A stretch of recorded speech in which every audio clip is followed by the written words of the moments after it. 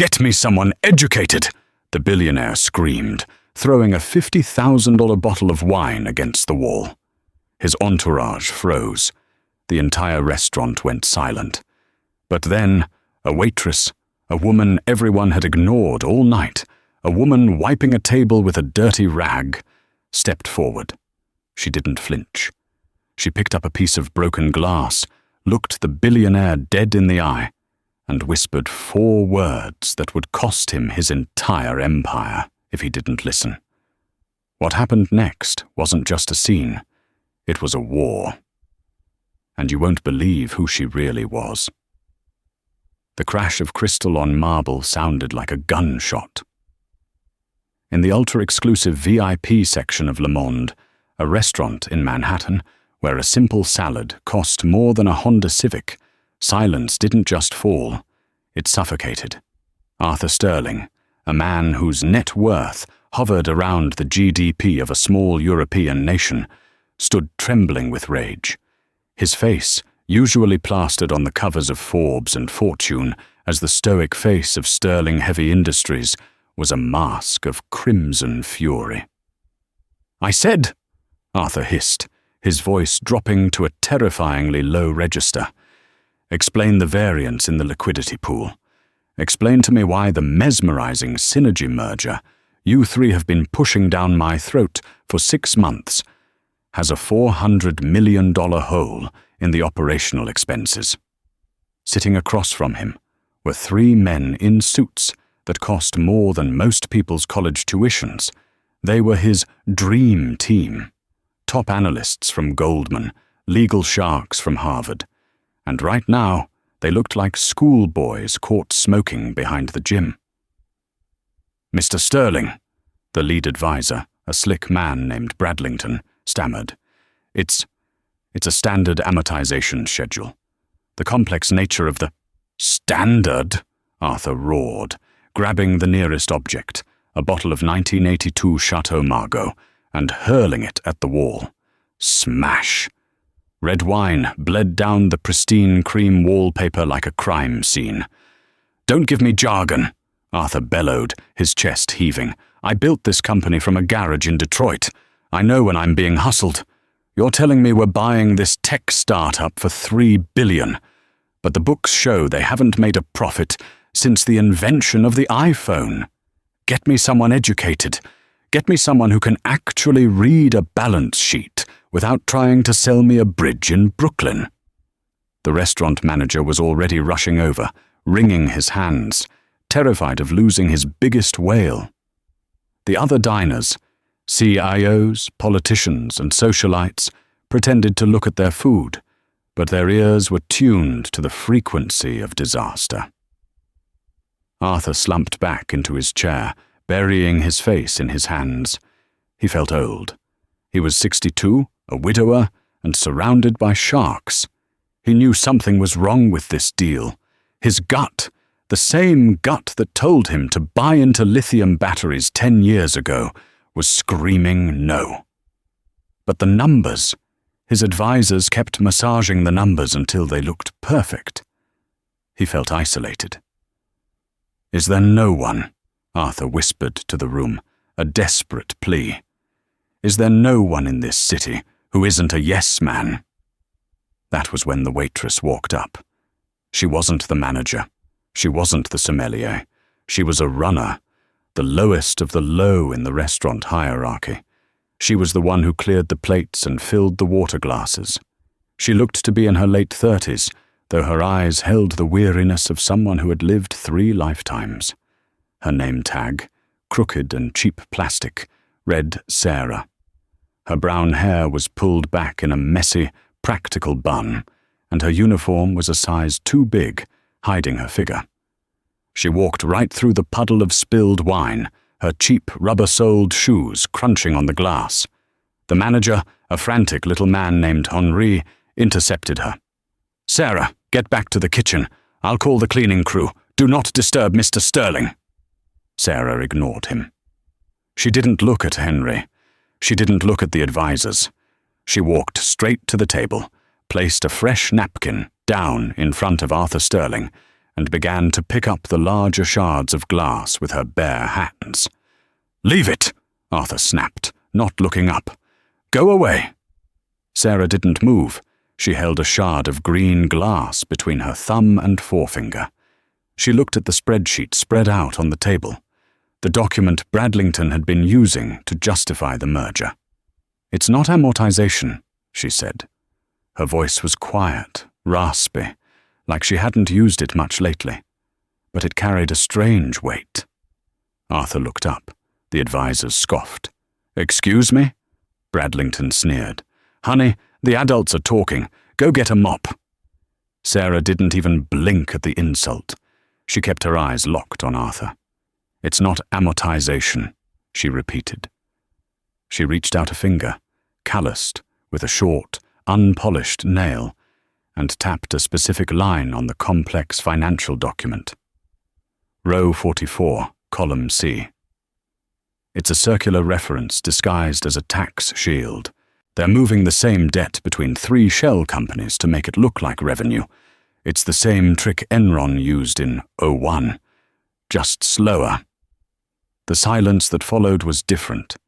It wasn't the silence of fear. It was the silence of shock. Bradlington turned pale. You incompetent little... Who are you?" Arthur asked, his eyes narrowing.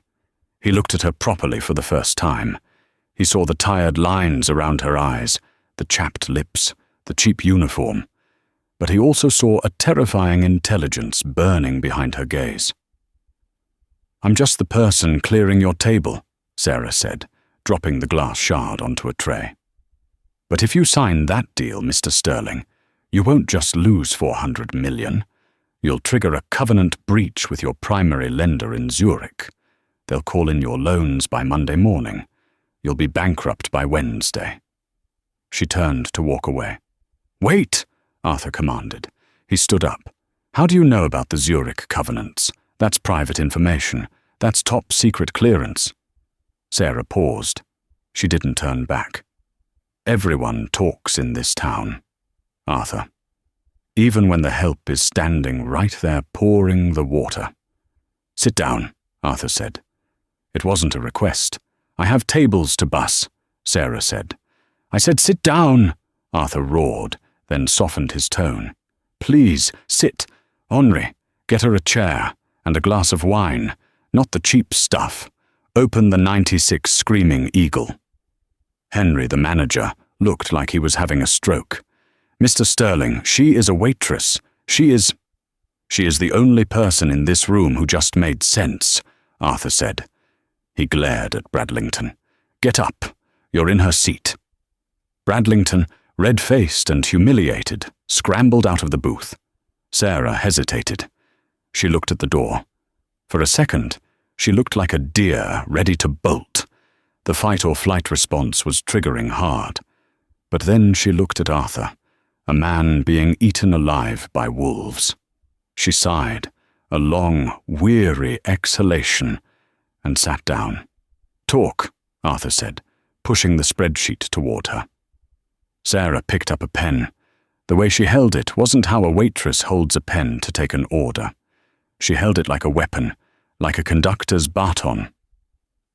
"You're looking at the EBITDA," she said, circling a group of numbers rapidly. "But you need to look at the off-balance sheet liabilities. Here, and here." She slashed lines through the projected earnings. "These aren't projections. These are fantasies. This company you're buying, it's a ghost ship. It's empty." Arthur watched her work. He wasn't looking at the numbers anymore. He was watching her, the way her mind moved, the speed, the aggression. "Where did you learn this?" Arthur asked quietly. "You're not a waitress." "Who are you?" Sarah froze. The pen hovered over the paper. The mask slipped for a fraction of a second, revealing a deep, ancient pain. "I'm nobody," she said softly. "Just Sarah." "Nobody learns forensic accounting at a diner," Arthur countered. "I know talent, and I know fear. You're hiding, Sarah. Who are you hiding from?" Before she could answer, a man approached the table. He was tall, wearing a tuxedo that fit too perfectly. He had the cold, dead eyes of a shark. This was Julian Thorne, Arthur's future son-in-law and the man orchestrating the merger. "Arthur?" Julian smiled, but the smile didn't reach his eyes. He looked at Sarah with pure disgust. "Why is the help sitting at the table? Is she bothering you?" Sarah stiffened. Her hand gripped the pen so hard her knuckles turned white. She knew Julian, but Julian, in his arrogance, didn't recognize her. Not yet. "She's saving me from making a mistake," Arthur grunted. "She says the numbers are cooked." Julian laughed. A cold, dry sound. "Arthur, really? You're going to take financial advice from a woman who cleans up vomit for a living? Bradlington is a Wharton graduate. This woman probably didn't finish high school." He leaned down, bringing his face close to Sarah's. "Run along, darling. Go get the dessert menu. The grown-ups have business." Sarah slowly raised her head. She looked Julian directly in the eyes. "The variance isn't an accident, Julian," she said clearly, "and neither was the fire at the warehouse in 22. Julian's face went slack. The color drained from his skin so fast he looked like a corpse. Arthur looked between them. "What? What fire?" Sarah stood up. "I can't be here," she whispered. "I've said too much." She turned and ran. Not walked, ran. Through the dining room, past the stunned hostess, and out the service door into the rainy New York night. "Stop her!" Arthur yelled. But she was gone. Arthur turned back to Julian. His future son-in-law was trembling. "What did she mean, Julian?" Arthur asked, his voice deadly calm. "What fire?" Julian swallowed hard. "She's crazy, Arthur. Clearly mentally unstable. I'll handle this." "No," Arthur said. He pulled out his phone. He dialed a number he hadn't used in years. A private investigator named Graves, a man who used to work for the CIA. "Graves," Arthur said into the phone, never taking his eyes off Julian. "I need you to find a woman, a waitress at Le Monde. Goes by Sarah. I don't care what it costs. Find her. Tonight." Sarah didn't stop running until her lungs burned, and the neon lights of Le Monde were a blur in the distance. She ducked into a subway station on 52nd Street, swiping her Metro card with shaking hands. She collapsed onto a bench on the platform, surrounded by the grime and noise of the city. She pulled her knees to her chest, rocking slightly. "Stupid," she berated herself. "Stupid, stupid, stupid.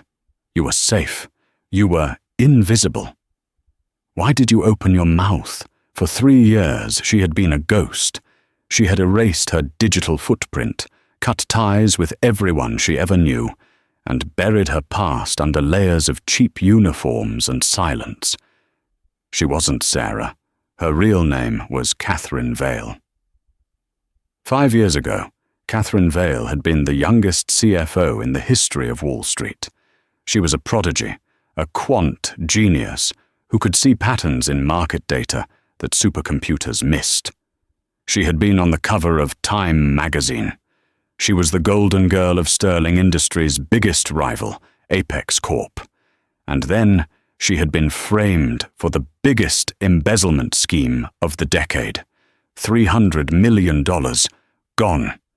Evidence planted on her laptop. Offshore accounts opened in her name. She had been facing 20 years in federal prison. She knew who did it. It was the same people trying to destroy Arthur Sterling now.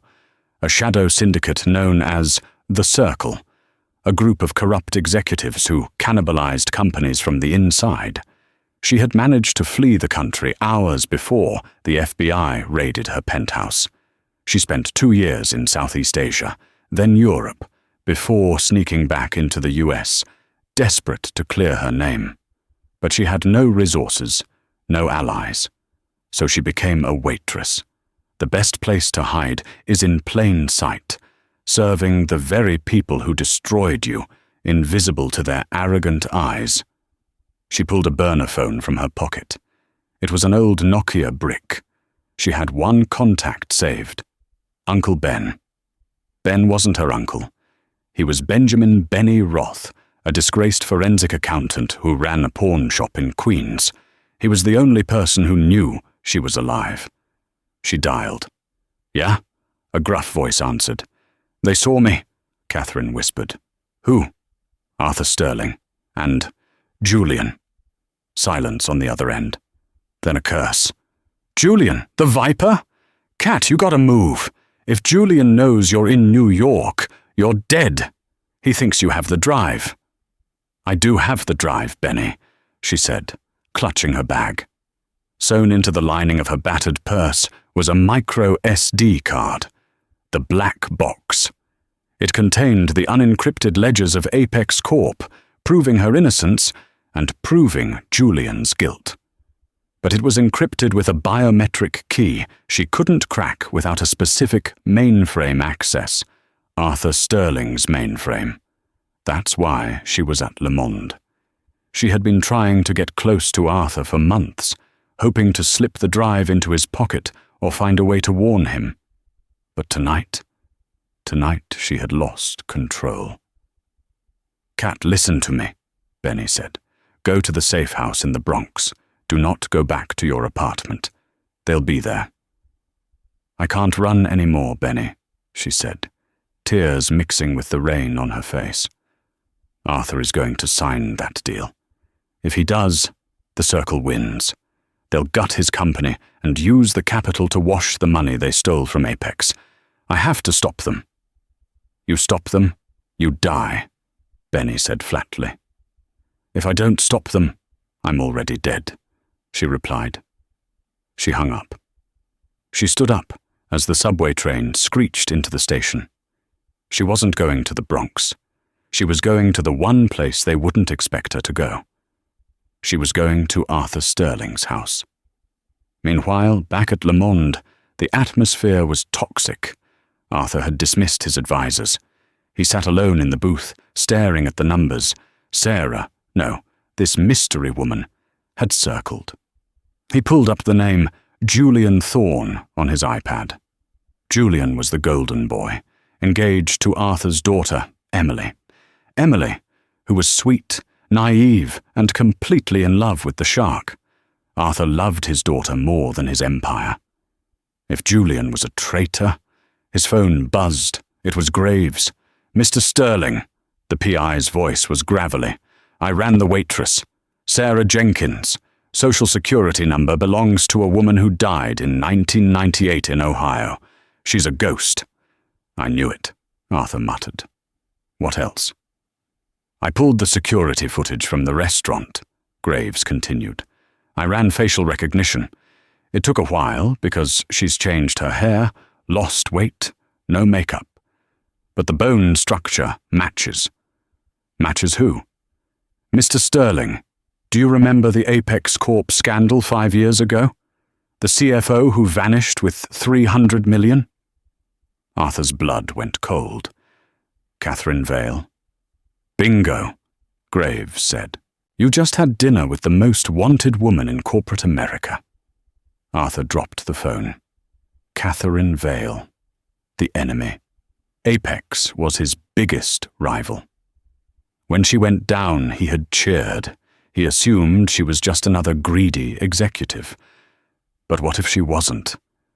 What she said about the numbers tonight was true. He had checked it himself in the last hour. She was right. The deal was a trap. If Catherine Vale, a woman with every reason to hate him, was trying to save him, that meant the real enemy was someone much closer. Arthur stood up. He threw a stack of hundreds on the table. "Graves," he said, picking up the phone. "Bring the car around. We're going hunting." "Where to, boss?" "My penthouse," Arthur said. "Because if I know Catherine Vale's reputation, that's exactly where she's heading."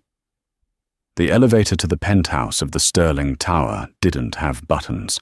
It scanned a keycard and the retina of the passenger. It was a fortress in the sky, designed to keep the world out. Arthur Sterling stood in the rising cabin, the digital floor numbers ticking upward. 80. 90.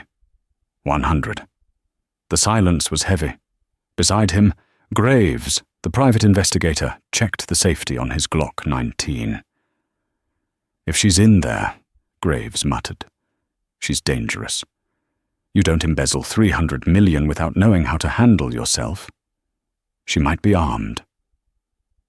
"She's an accountant, Graves, not a hitman," Arthur grunted, though his heart was hammering against his ribs.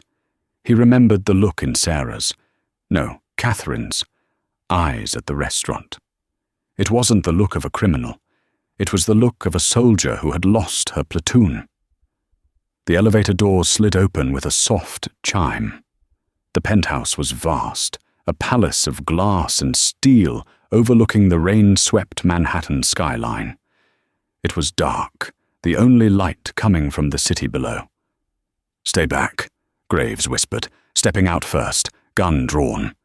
He swept the room. Living room clear. Kitchen clear. "Mr. Sterling," a voice called out from the shadows of the library. Arthur froze. It was her. "Hold your fire, Graves," Arthur commanded. He walked toward the library. The room was lined with rare books and smelled of old leather.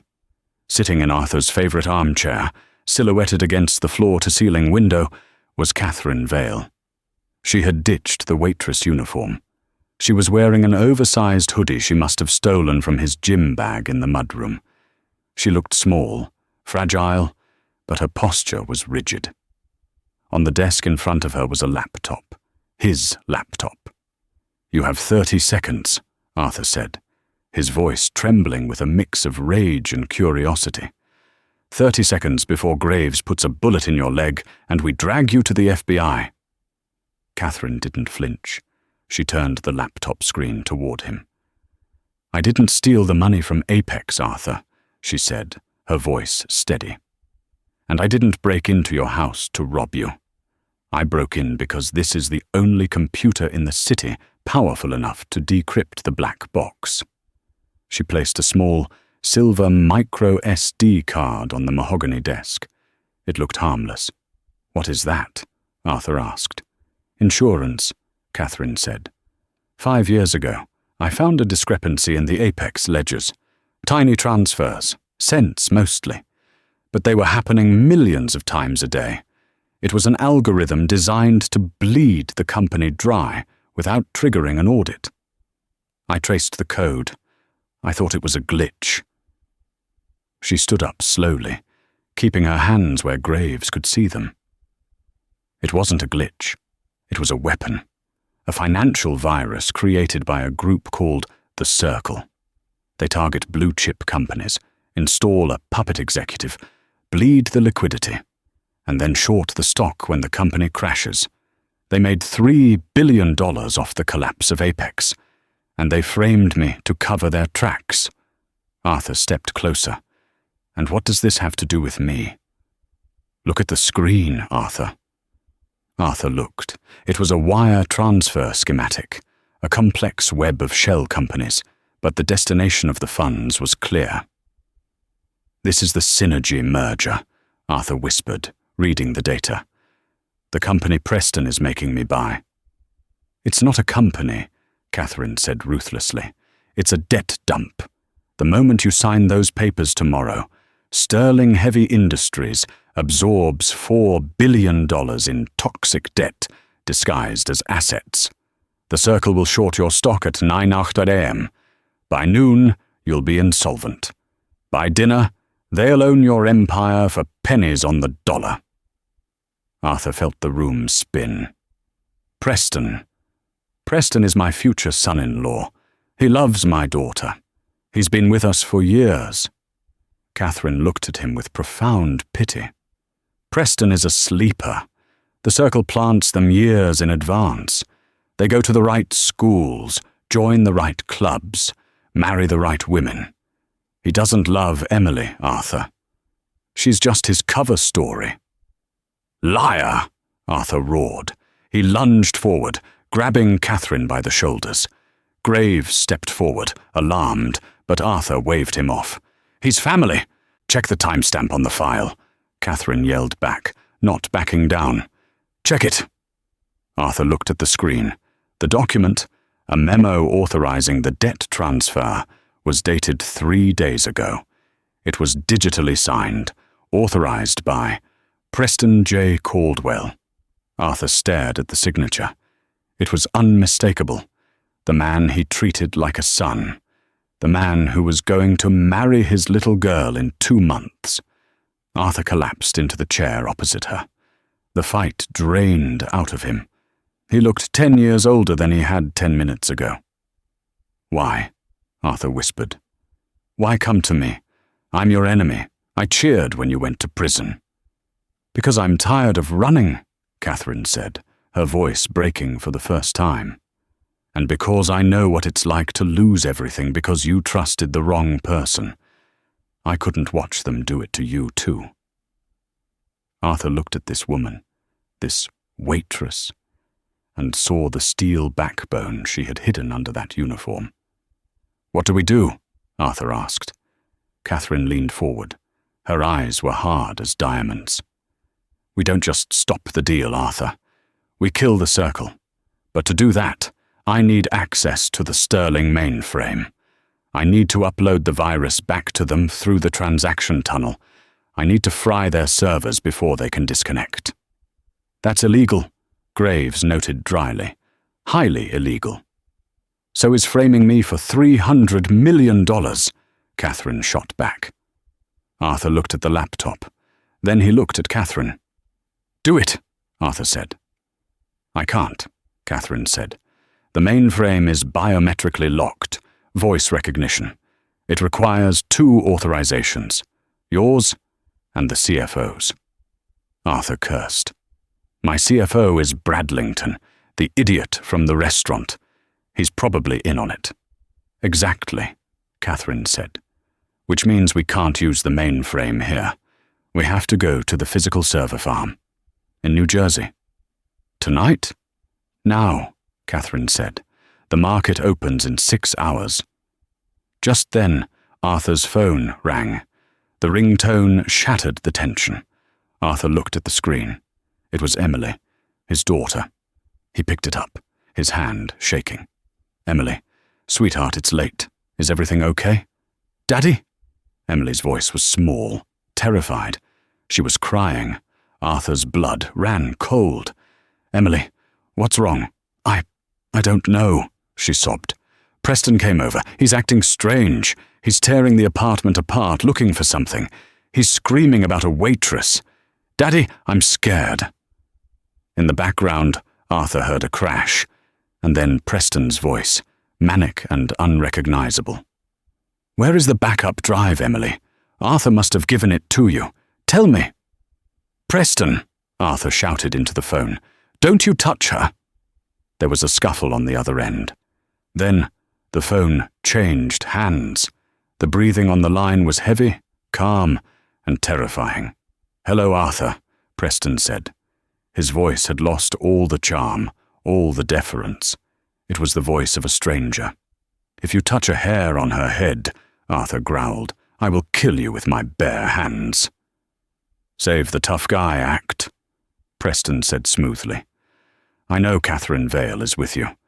I know she has the black box. Here is the deal. You bring me the drive. Tonight. Or Emily has a tragic accident." "Preston, listen to me.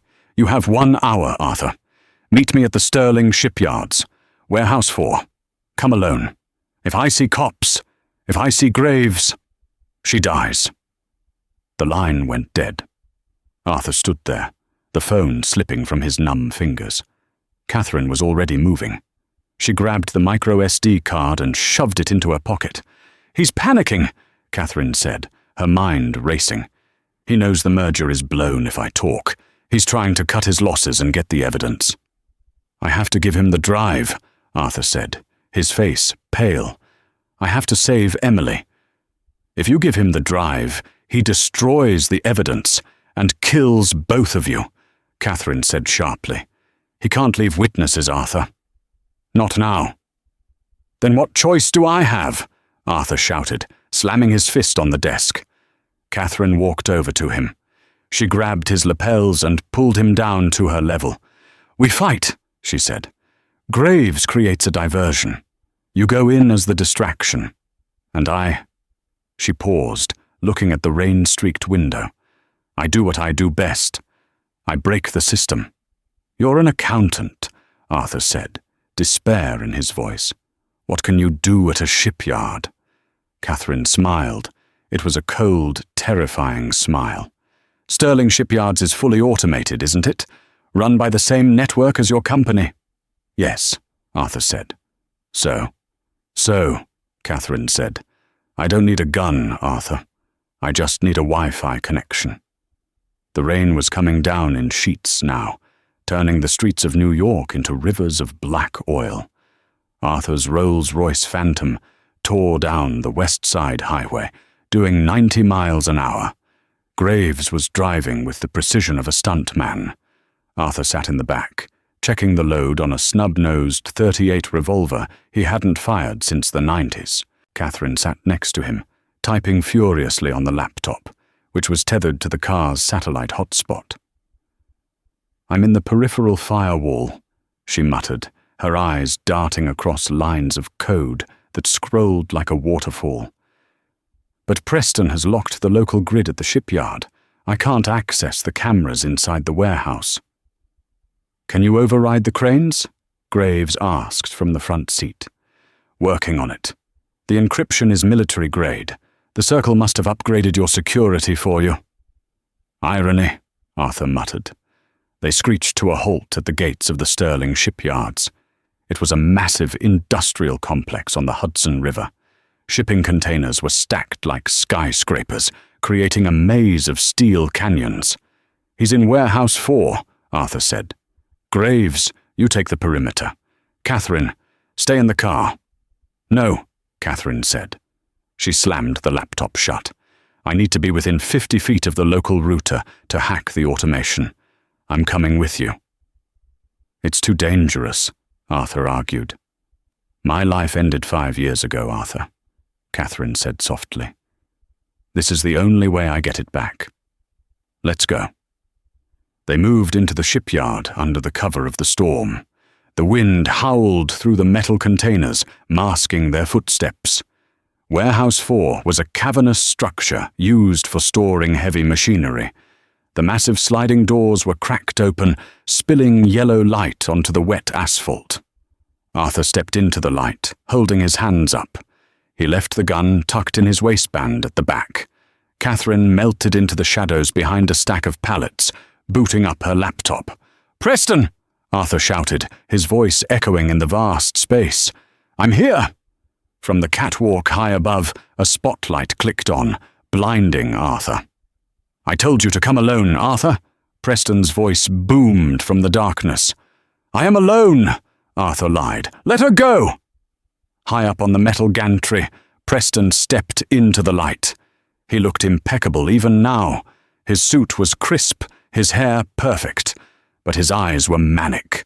He was holding Emily by the arm. She was gagged, her hands zip-tied. She looked down at her father, eyes wide with terror. They were 40 feet in the air, standing on a narrow metal walkway. "The drive!" Preston yelled. "Throw it up!" "Let her walk down first," Arthur bargained. "Do you think I'm stupid?" Preston laughed. "The moment she's safe, you call the police. Toss the drive, Arthur, or she takes a flying lesson." He pushed Emily toward the railing. She screamed against the gag. Hidden in the shadows below, Catherine's fingers flew across her keyboard. Target acquired. Overhead gantry crane. 7. Status, offline. Bypassing admin protocol. "Come on," Catherine whispered, sweat dripping down her forehead. "Come on, you piece of junk." Arthur reached into his pocket. He pulled out the silver SD card. "Here," he shouted. "It's everything. The ledgers, the emails, the proofs. It sends you to prison for life, Preston. But take it. Just give me my daughter." "Prison," Preston sneered. "Arthur, you naive old dinosaur. The Circle owns the judges. The circle owns the senators. I won't go to prison. I'll get a promotion for cleaning up this mess." "Authorize!" Catherine hissed, hitting the enter key. "Access granted." Suddenly, the massive overhead crane above Preston began to hum. The giant magnetic clamp used for lifting shipping containers swung silently through the dark rafters. Preston didn't hear it over the storm and his own shouting. "Throw it!" Preston commanded. Arthur threw the SD card. It spun through the air, glinting in the spotlight. Preston instinctively let go of Emily with one hand to catch it. He leaned over the railing, snatching the tiny card from the air. "Got it!" he triumphed. He held it up like a trophy. "Goodbye, Arthur. Say hello to your wife for me." He grabbed Emily again, preparing to shove her over the edge. "Now!" Catherine screamed from the shadows. She slammed a command into the laptop. Above Preston, the 2-ton electromagnetic clamp dropped like a stone. It stopped 5 feet above his head with a sickening thud of breaking hydraulics. Preston looked up, startled. "Activate magnet," Catherine whispered. "Bezuzzed." The electromagnet powered up to full capacity. Preston was wearing a custom Italian suit, but he was also wearing a gun in a shoulder holster, a steel watch, and he was standing on a steel grate. The magnetic force was immense. The gun was ripped from his holster, flying up and sticking to the magnet. His watch yanked his arm upward. But the real kicker was the metal railing he was leaning on. The magnet magnetized the entire gantry. Preston was slammed against the railing, pinned by the metal objects on his person. "Run, Emily!" Arthur screamed. Emily dropped to her knees, crawling away from the magnetized Preston, scrambling toward the stairs. "No!" Preston shrieked, struggling against the invisible force. He tried to pull himself free, but the magnet was holding him fast. Arthur drew his revolver and aimed up at the catwalk. "It's over, Preston!" But it wasn't. From the shadows of the warehouse floor, 3 men emerged. They were dressed in tactical gear, the Circle's cleanup crew. "Drop the gun, Sterling," the lead mercenary said, aiming an assault rifle at Arthur. Arthur froze. He was outgunned. Catherine watched from behind the pallets. She had used her ace. She had no weapons left. "Well done with the magnet," the mercenary leader said, his voice distorted by a mask. "But playtime is over. Kill the old man, retrieve the girl, and find the hacker." The mercenaries raised their rifles. Arthur closed his eyes, waiting for the end. Creak. A massive sound echoed through the warehouse. Everyone looked toward the bay doors. The doors weren't opening. They were bending. Something massive was ramming them from the outside. Boom! The metal buckled. Boom! The doors flew off their hinges, crashing onto the concrete floor with the force of an earthquake. Standing in the rain, illuminated by the lightning, was a machine. A towering, yellow piece of construction equipment. A Sterling Heavy Industries mining loader. The tires were twice the size of a man, and driving it, looking like a demon from hell, was a short, bald man in a Hawaiian shirt. It was Benny, the pawn shop owner. "Did someone order a pizza?" Benny screamed over the roar of the engine. He slammed the loader into gear and charged the mercenaries. The warehouse erupted into chaos. Benny roared with laughter as he swung the massive hydraulic arm of the loader. The steel bucket, large enough to hold a sedan, swept through the air like a fly swatter. It clipped a stack of empty shipping pallets, sending wood splinters exploding like shrapnel. The mercenaries scrambled, their tactical formation shattered.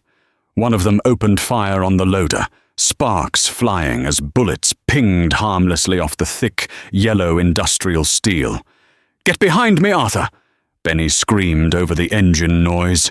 He dropped the bucket to the floor with a ground-shaking clang, creating a makeshift steel wall between Arthur and the gunman. Arthur didn't hesitate. He grabbed the back of Catherine's hoodie. "Go!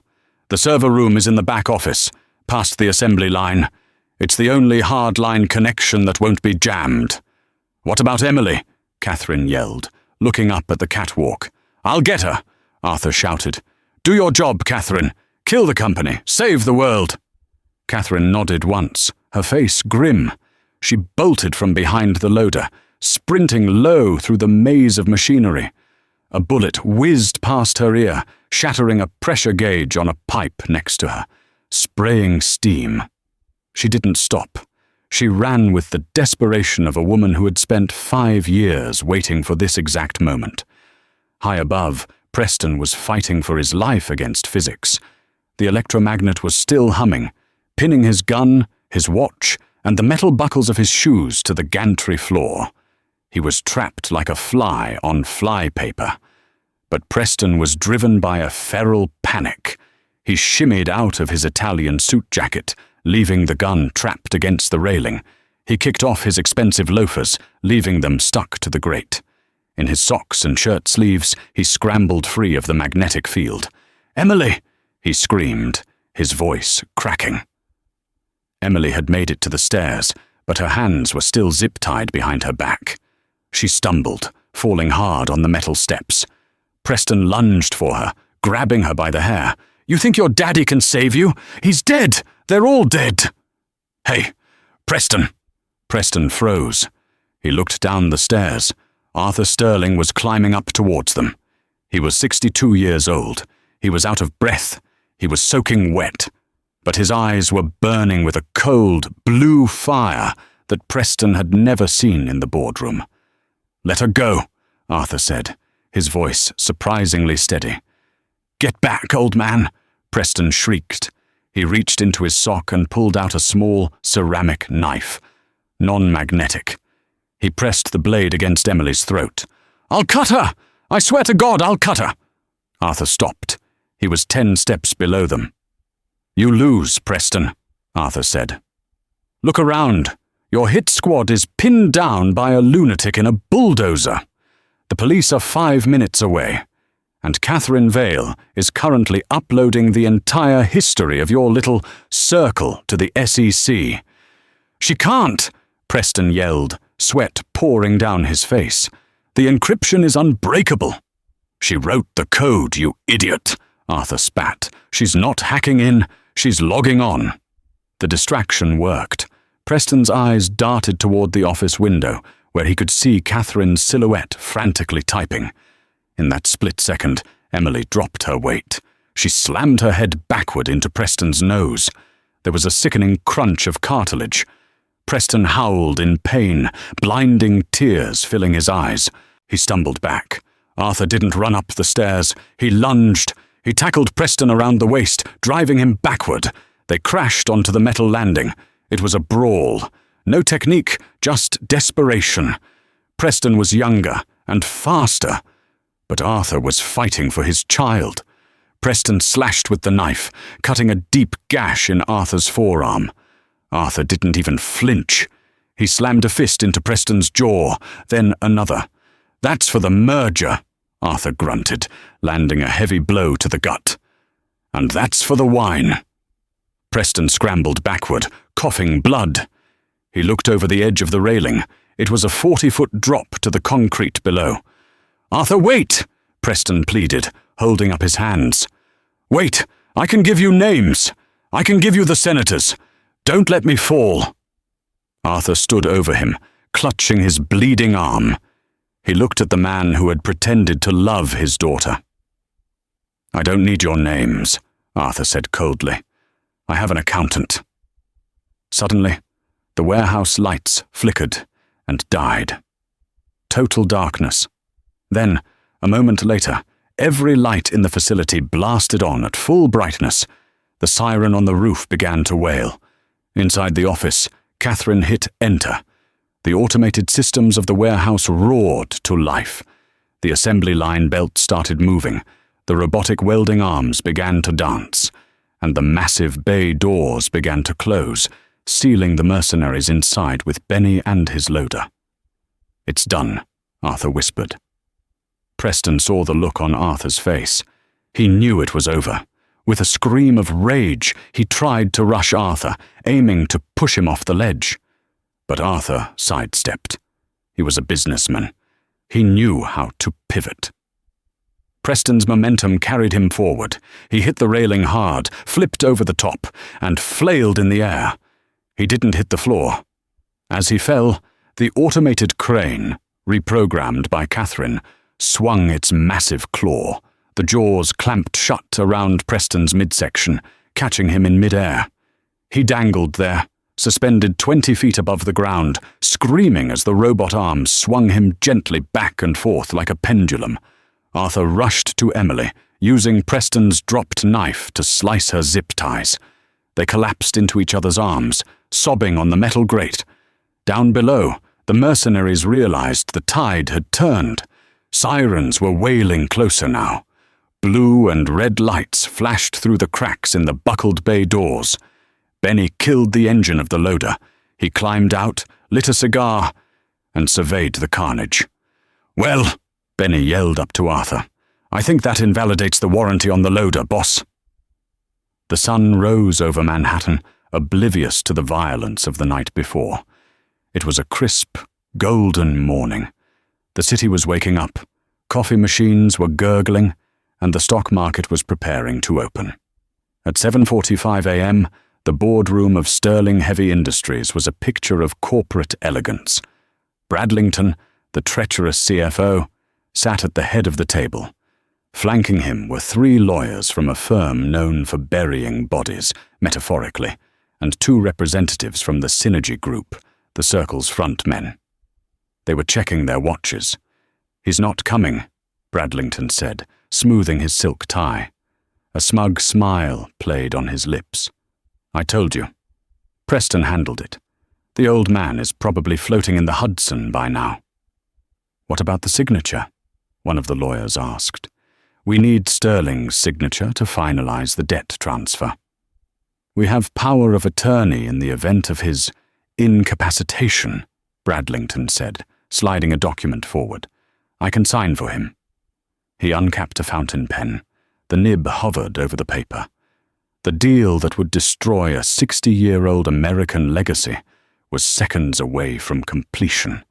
The double doors of the boardroom burst open. They didn't just open, they slammed against the mahogany walls with a violence that made the lawyers jump. Arthur Sterling walked in. He looked like he had been run over by a truck. His arm was in a sling. He had a bandage over his left eye. His suit was torn, stained with grease and dried blood. He was limping, but he was shaving. He walked to the head of the table. Bradlington froze, the pen slipping from his fingers.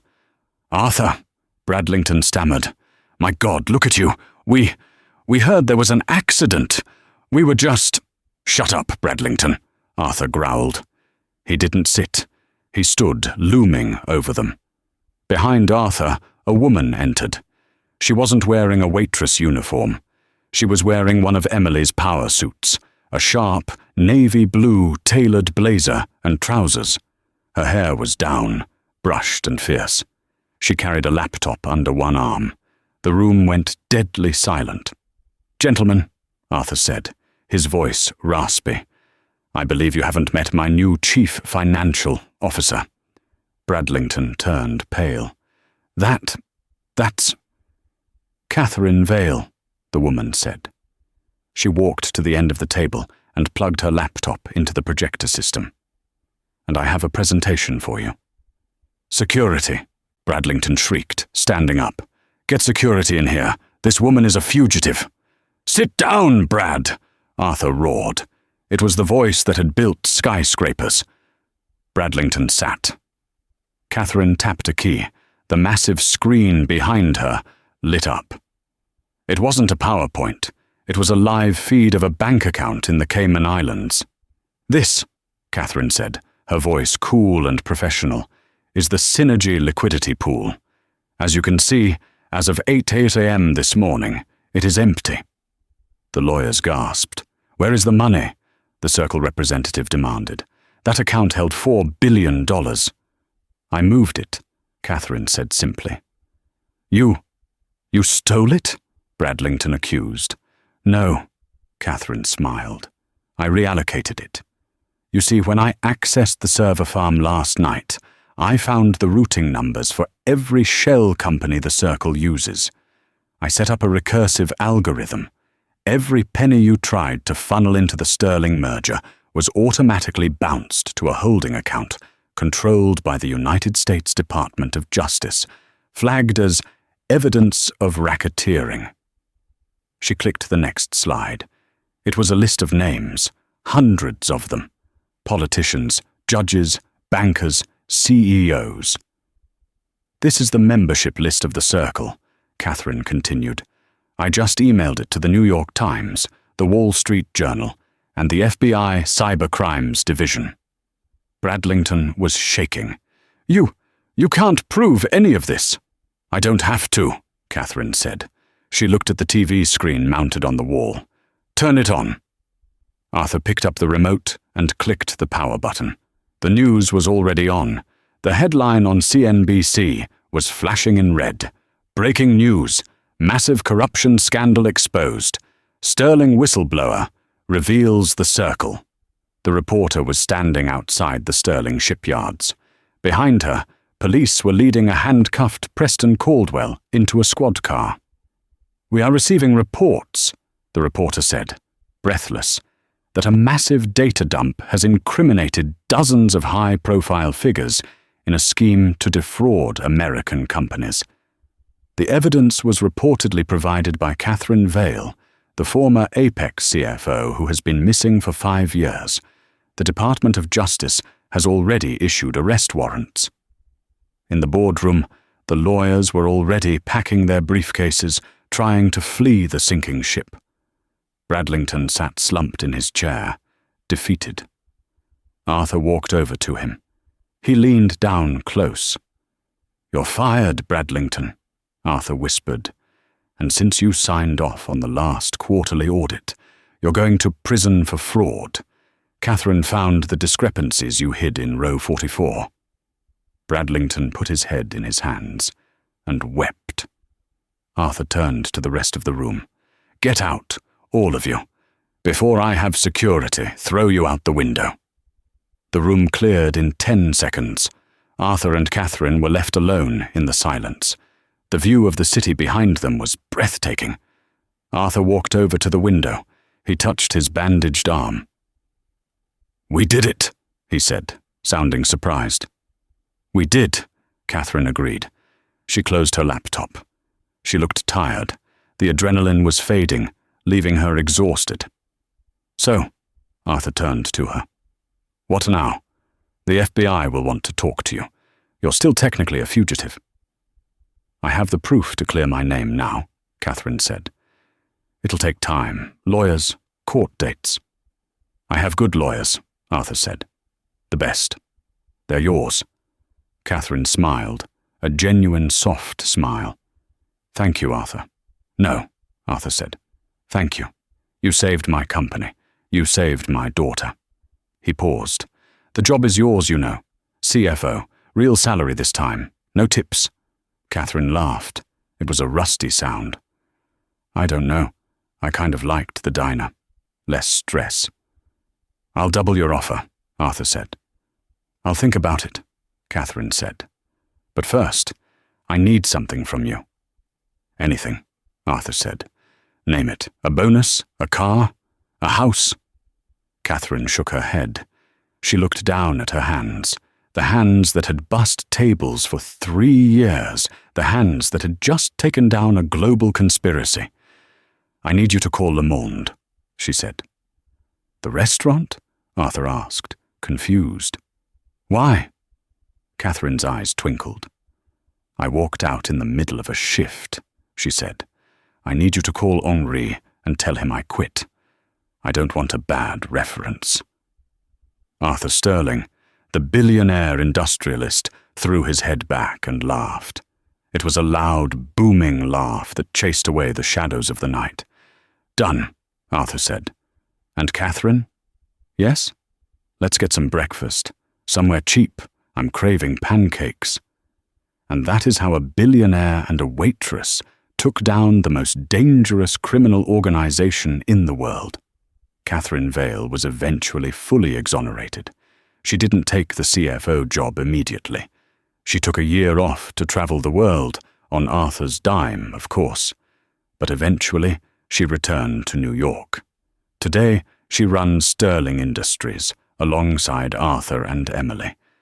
As for the "get me someone educated" demand, Arthur Sterling never said it again. He learned the hard way that the smartest person in the room isn't always the one in the suit. Sometimes, it's the one pouring the water. If you enjoyed this story of justice and revenge, smash that like button, subscribe to the channel, and tell me in the comments, what would you do if you found $4 billion in a secret account? See you in the next video.